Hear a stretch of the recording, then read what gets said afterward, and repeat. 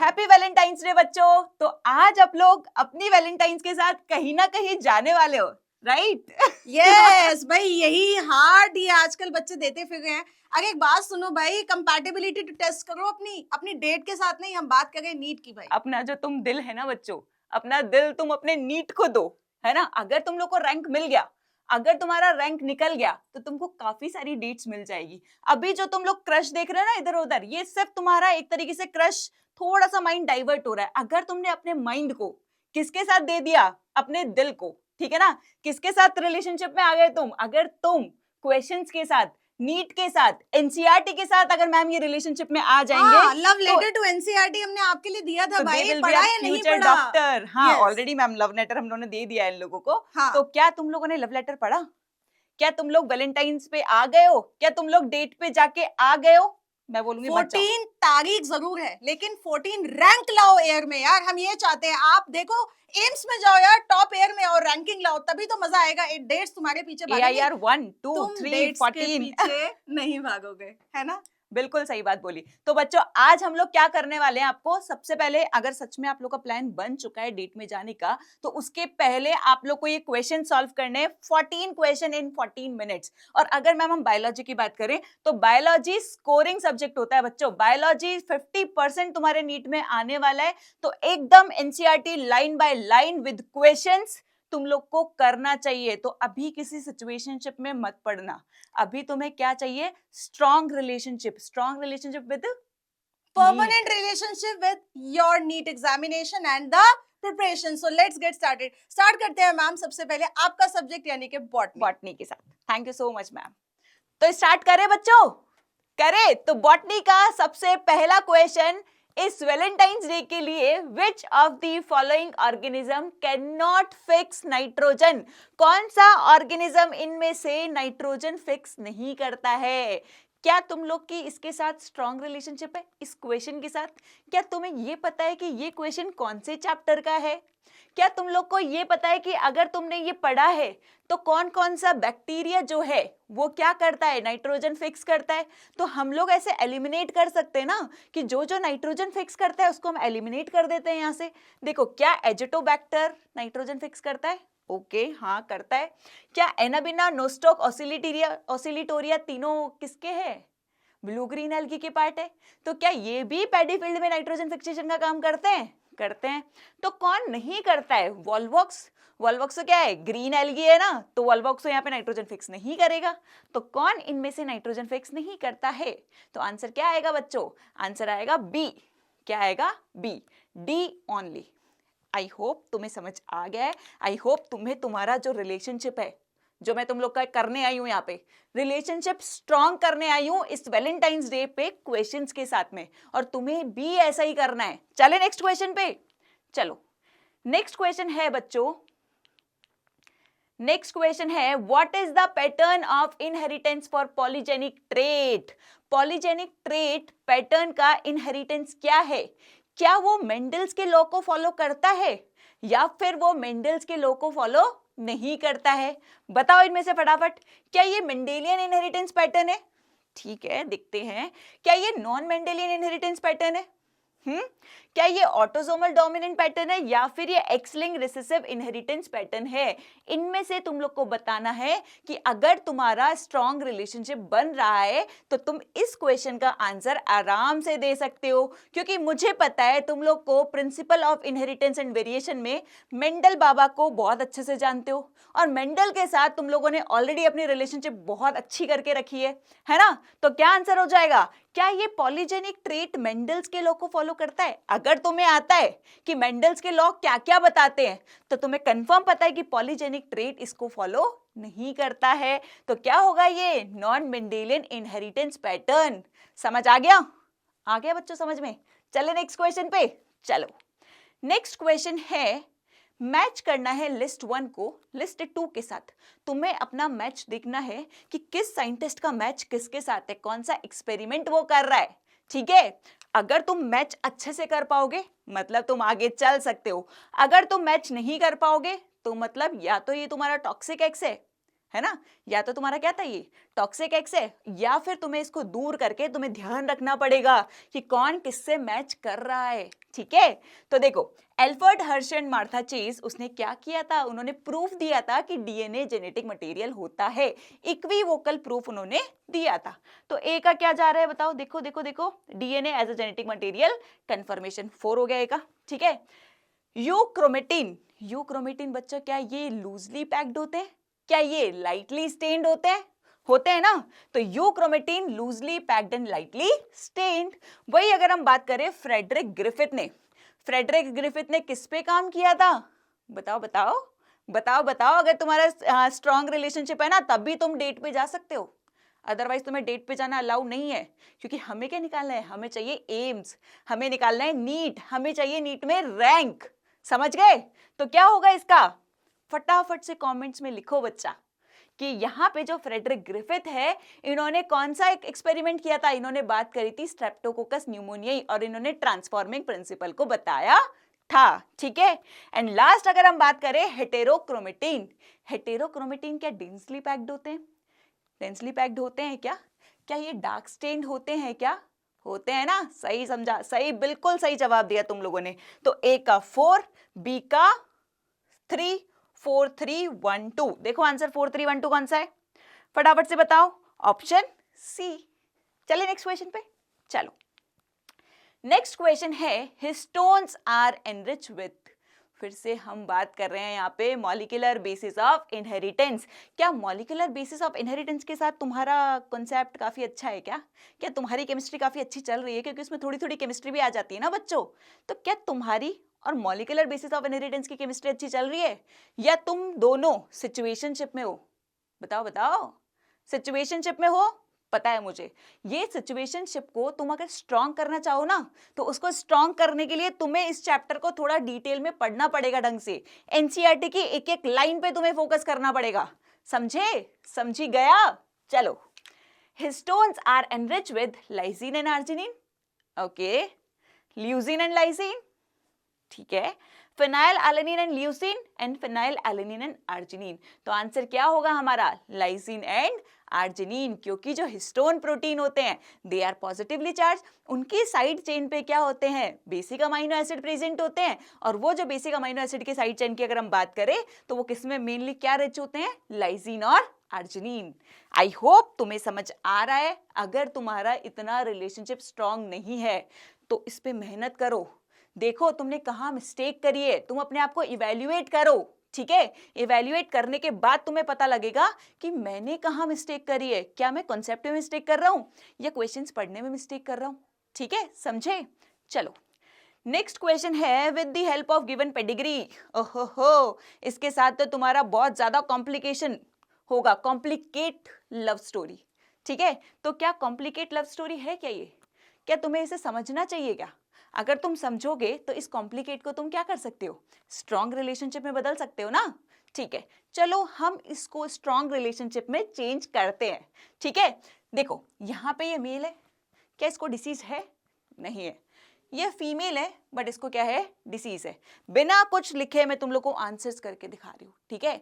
तो देखो, क्या ये XY होगा, क्या ये XC होगी, ठीक है? चलो मान के चलते हैं, एक बार लिख के देख लेते हैं, आगे चलेंगे। तो क्या इसके ये क्या है, चिल्ड्रन।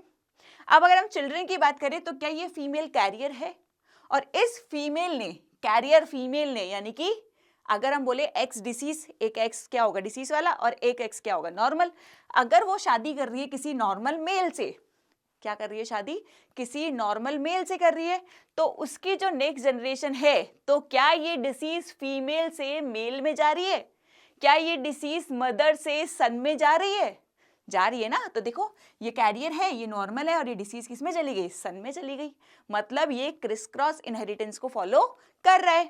अब फिर इसने किसी रिलेटिव से शादी करी, देखो क्या ये कैरियर है, कैरियर है, क्या ये डिसीज्ड है, डिसीज है।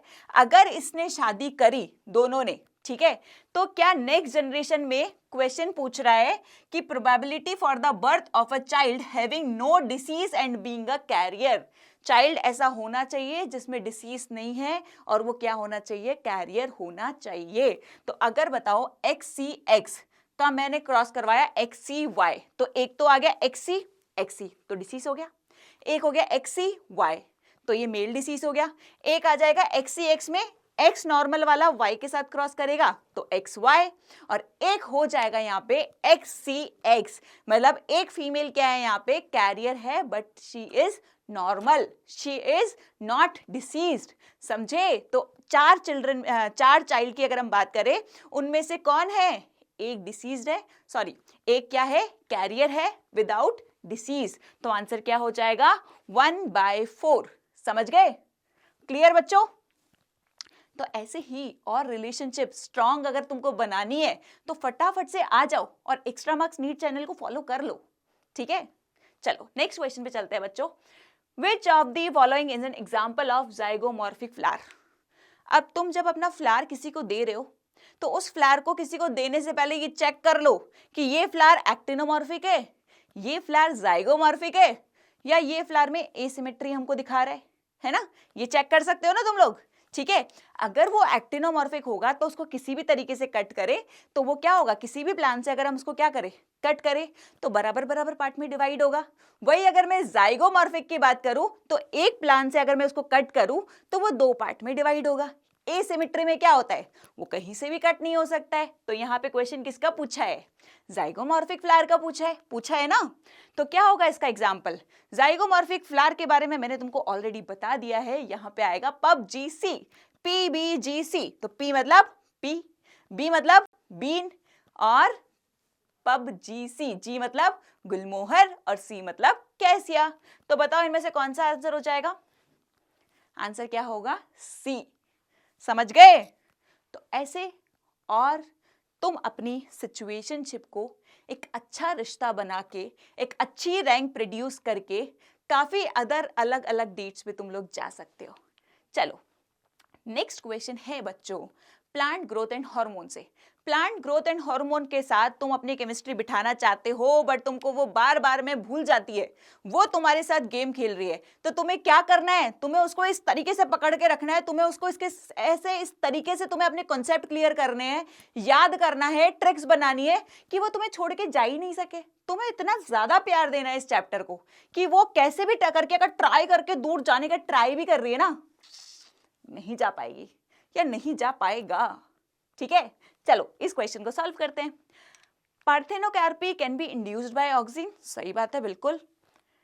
Plant growth regulators can be involve in promotion as well as inhibition of growth, बिल्कुल करेक्ट है। Dedifferentiation is a prerequisite for redifferentiation, सही बात है, बिल्कुल सही बात है, ठीक है।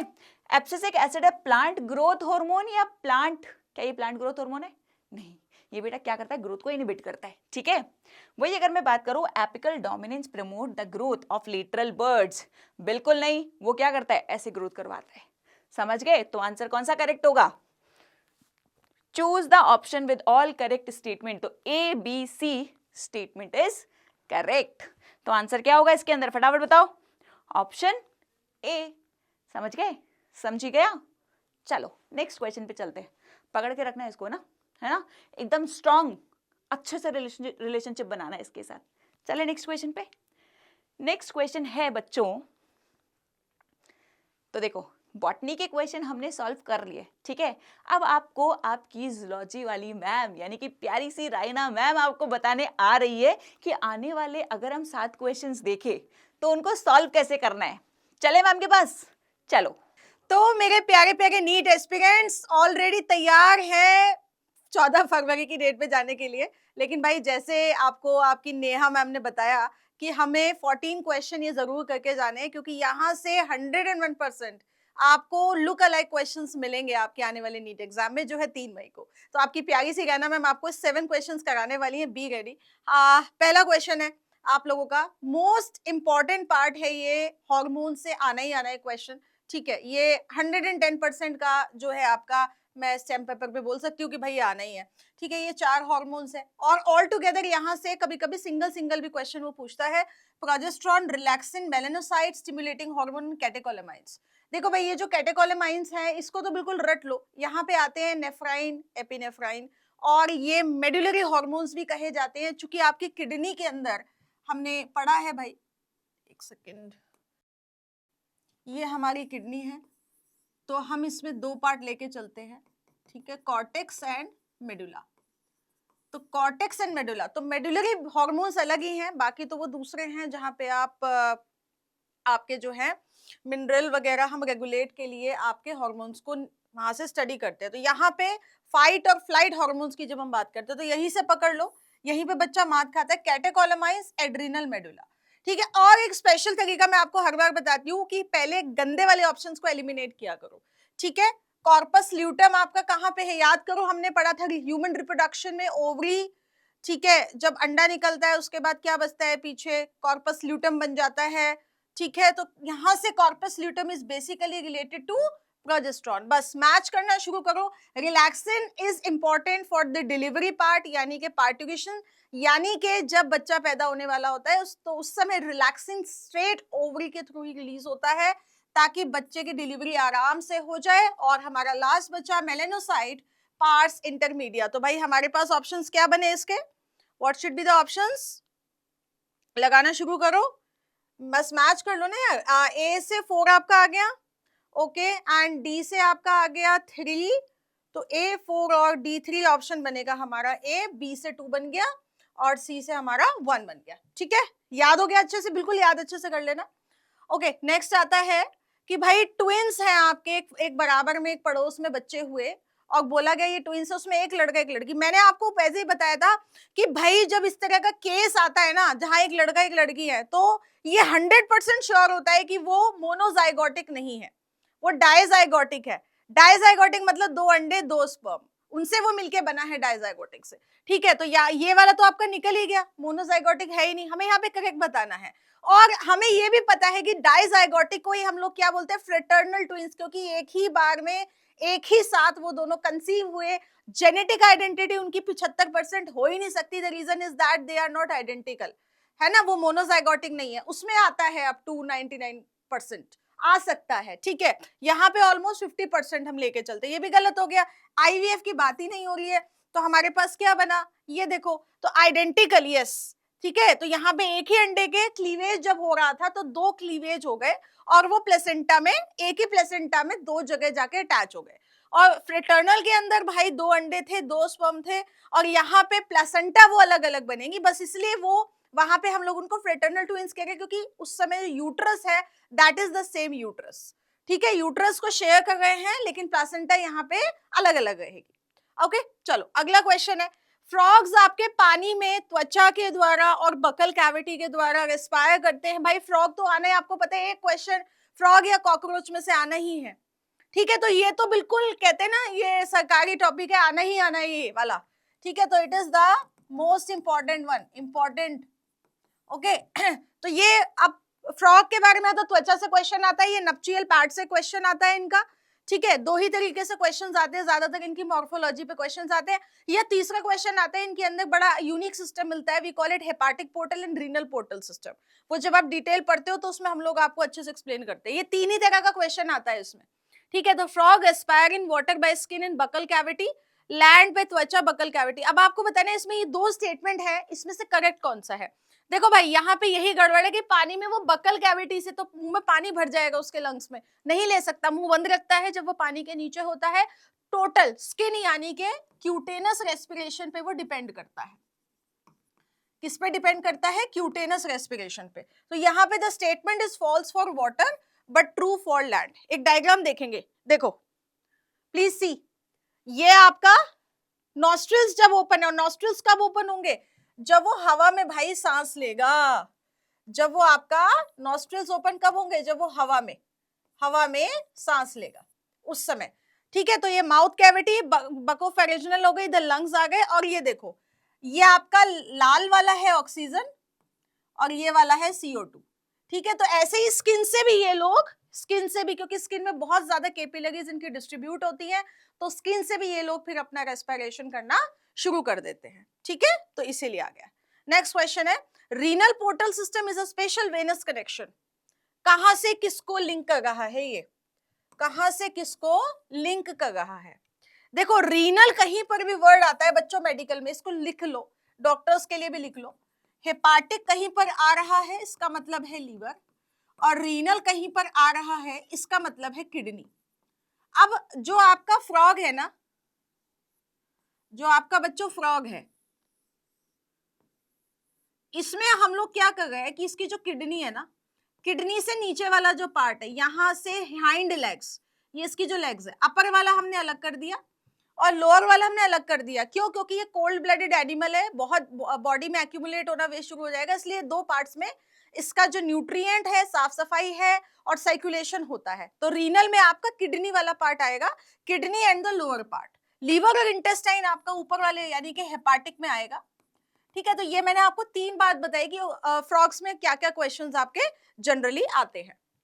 ठीक है, चलो फटाफट से नेक्स्ट क्वेश्चन करते हैं। ऐसा कौन सा हार्मोन है जो बनता है हाइपोथैलेमस में, लेकिन जब घंटा बजता है टंग तो भाई वो निकल जाता है, यानी कि जैसे ही उसको सिग्नल्स आते हैं वो बाहर आ जाता है। कौन सा है भाई ये? बताओ जरा, फटाफट से बताओ। एडीएच। यहाँ पे दो हार्मोन्स आते हैं generally. ADH is connected to conditional reabsorption, जो आप बॉडी फ्लूइड्स एंड सर्कुलेशन में पढ़ते हो। ठीक है, और ये कनेक्टेड है, इसको आप दूसरा नाम क्या बोलते हैं? वासोप्रेसिन। एंड सेकंड में आपका आता है, सेकंड यहां पे आता है ऑक्सीटोसिन। ठीक है, तो ये दो हार्मोन्स है, they are actually stored in the पीछे वाला पार्ट, यानी कि पिट्यूटरी का जो पोस्टीरियर वाला पार्ट है। एंटीरियर में तो आपको 7 हार्मोन्स का पूरा स्टिमुलेशन मिलता ही है, पीछे में ये रिलीज होते हैं, मतलब कि वहां पे भरे रहते हैं, और जैसे ही सिग्नल मिलता है तो वो they generally send it to the blood stream. चलिए नेक्स्ट क्वेश्चन है एड्रीनल मेडुलरी। भाई अभी मैंने बताया था कैटेकोलामाइंस, नेफ्राइन, एपिनेफ्राइन। ठीक है, इसमें 80% आपका एपिनेफ्राइन और नॉन एपिनेफ्राइन होता है, 20%। तो ये बॉडी में फ्लाइट और फाइट के सिचुएशंस, हाँ, तो बॉडी को एकदम अलर्ट मोड पे, फौरन ग्लूकोज का इस्तेमाल होना शुरू हो जाएगा एनर्जी के लिए।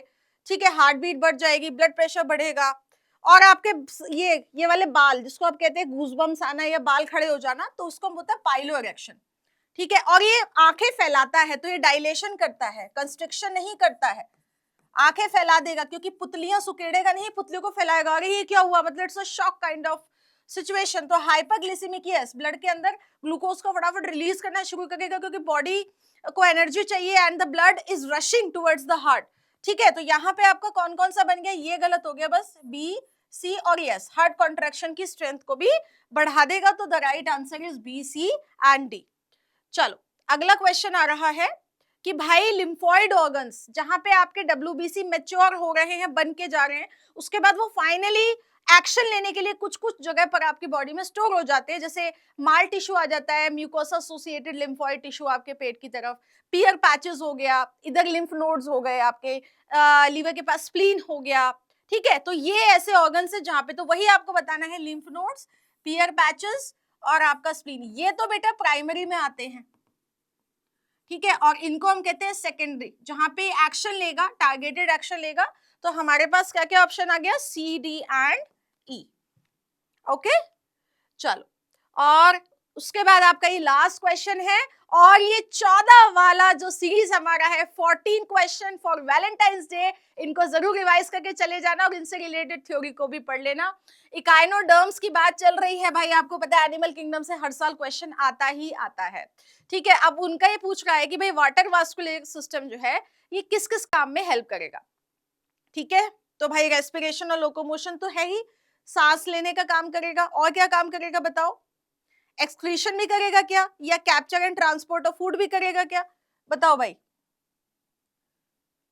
What is the role of the water vascular system in echinoderms?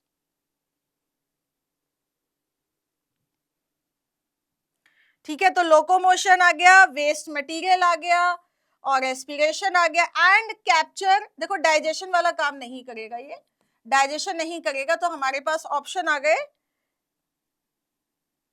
ए और बी, आप ले लो, एक मिनट।